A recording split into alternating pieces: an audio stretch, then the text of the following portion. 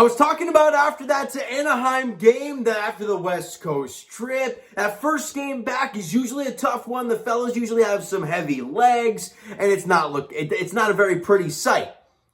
And you welcome in the Colorado Avalanche team who's been playing extremely well. They're getting Nathan MacKinnon back in the lineup. I mean, it's incredible news for them. Nazem Kadri's wins Player of the Week. Obviously, Darcy Kemper's not in goal for them. They have Johansson playing in net.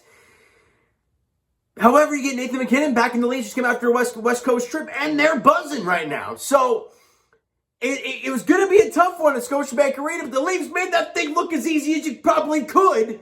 An 8-3 whomping of the Colorado Avalanche. And with the W, the Leafs have now won 5 consecutive games. See, they seem to like to do that. They won 5 straight. They lost 1. They won 5 straight. They lost 1. Now they won 5 more in a row. Let's break that damn streak, though, next game. With the win, though, the Leafs are now 17-6-5 in the year. The first team in the NHL to 17 wins on the season. They're playing extremely well right now in every aspect of the game. It's pretty incredible. But let's break down this puppy. And let's see if I can remember all 8 goals that went in. Because that might be the toughest part of tonight. First period.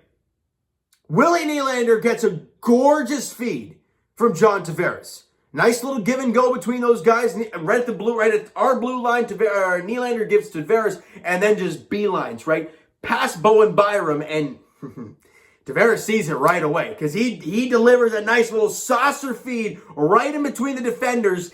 And Willie Nylander picks it up, and he's on a short break, and he roofs it on Johansson glove side. Hello. And the Leafs are up 1-0. Kerfoot Tavares got the assist on the goal at 4:31 of the first period. And you get that very important first goal of the game. Coming in today, the Leafs were 11-1 when they score first. So it's crucial. We talked about it early in the year. The guys are now doing it. Good stuff. We move ahead to just over 3 minutes after that.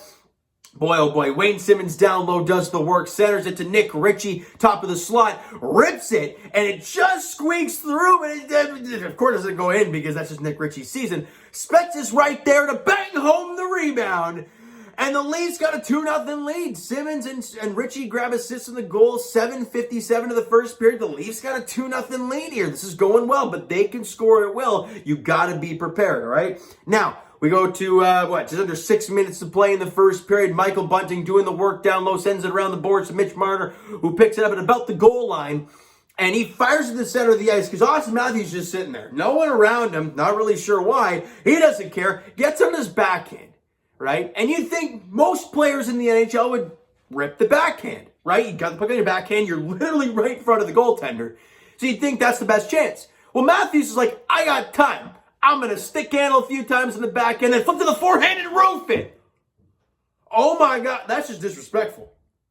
That is just disrespectful. Austin Matthews scores. He's now scored in 4 consecutive games.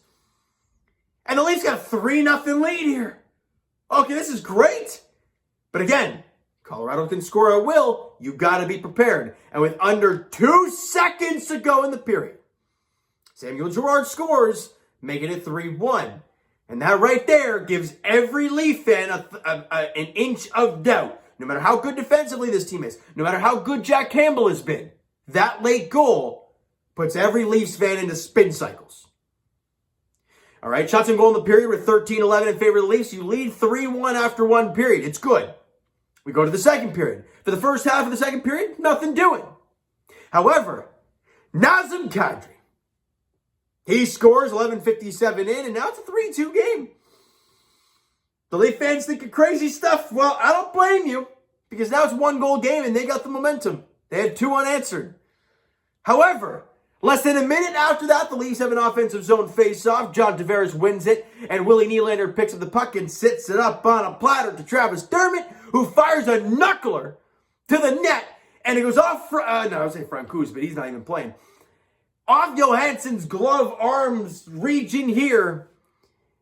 And it goes down and into the net. And the Leafs got it now. They restore a 2-goal lead. It's now a 4-2 game. All right. Oh, we can breathe a bit. Momentum has swung back. We're okay. Dermott from Nylander and Tavares at 12:44 the second period. And the boys just kept it going. All right. Puck gets back to the point to TJ Brody, fires it on. It looks like it gets tipped in front by Kerfoot. It stopped initially, but Johnny Toronto buries the rebound. John Tavares scores from Kerfoot and Brody at 16:28, and the Leafs restore their 3-goal lead. All right. At 16:28, the Leafs bent, but they did not break. And they restore the 3-goal lead. Heading into the third, shots on goal were 12-11 in favor of Colorado in this one. And in the third period, all things get wild. Once again, Michael Bunting doing the board work, getting the loose puck to Mitch Marner, who is a nifty backhand feed to Austin Matthews, cutting to the front of the net from the goal line. And the patience on Austin to not just shoot it, wait till the goalie's down and out and slide it around his pad into the empty net. Matthews from Bunting and Marner at 44 seconds of the third period. And the Leafs pretty much right there iced the game. It was 6-2 after that one, all right? And then, I don't know, a mere 8 minutes after that, can we talk about this? How Jake Muzzin sees Austin Matthews coming off the bench. And I think Muzzin was at the end of the shift, drops it off for Matthews, and he's got full speed. And that's a disaster waiting to happen for the opposing defense, especially when Colorado's defense is, I think they're great offensively, don't get me wrong, but defensively. And your goaltender's been kind of crap, in this game at least. And Austin Matthews with full speed picks up the puck, gets around one guy, and he fires it post and in for the hat trick for Austin Matthews. And the Leafs have a 7-2 lead. Matthews got his hat trick, 6 goals in his last 4 games, 13 now on the year. And the Leafs are just flat out demolishing them. Look, I understand, Avs fans, that you didn't have Kemper and Francouz, even though I don't even know he's played this year. I haven't even really looked at him. But your heads was bad. And your team was bad. But he was just really bad. How many goals off the rush? You had the Nylander goal. You had the Dermott, just a slap shot that probably should... I understand it was a knuckling puck, but you should have that. You had the Matthews on the rush. Look, he's an incredible player, but that's a short side post. You got to kind of have that. And then to end it... Oh, by the way, it was Matthews from Muzzin at 8:41. And to end the game, the 8th goal was Pierre Engvall in a one-on-one. He just beats him blocker side. So a great shot from Engvall. Gets him the goal. Riley and Bunting have assists at 10:08. And the Leafs are up 8-2. Now, they're back up. It was supposed to be Kemper, but he was a late scratch. So they didn't have a backup goaltender. They just had to scramble. He was showing up like mid-game. So that's why they could not pull Johansson out. It was bad.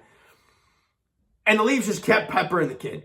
Just kept peppering him after peppering him. And it was just ugly. Now, Nazem Kadri scores the power play at 16:36 to make it 8-3. But that's all she wrote. Now, I understand their goaltender wasn't great.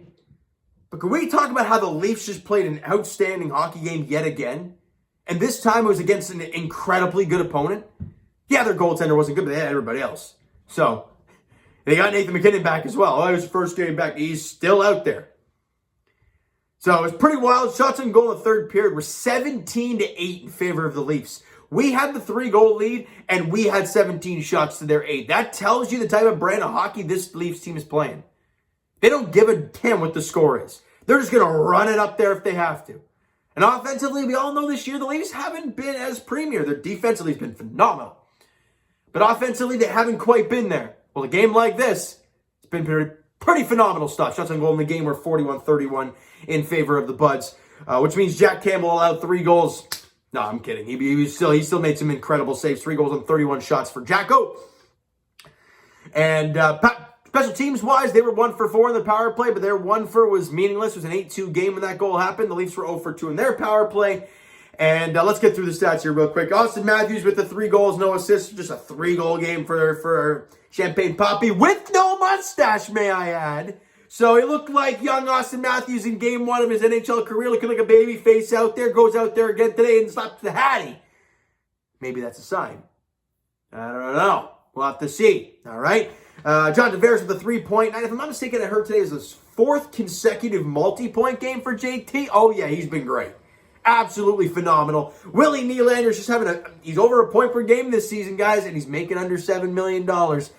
Incredible contract from Kyle Dubas, a goal and an assist from him today. Michael Bunting had a 3-assist game today. Kerfoot with 2 assists, and Mitch Marner with 2 assists in the game. That top 2 lines, man, they were on fire, and you can't forget the Spezza goal with Simmons and Richie helping up on that goal. Everybody contributing today. Great game all around from the Buds. They just got to keep the train rolling, and they hit the road again.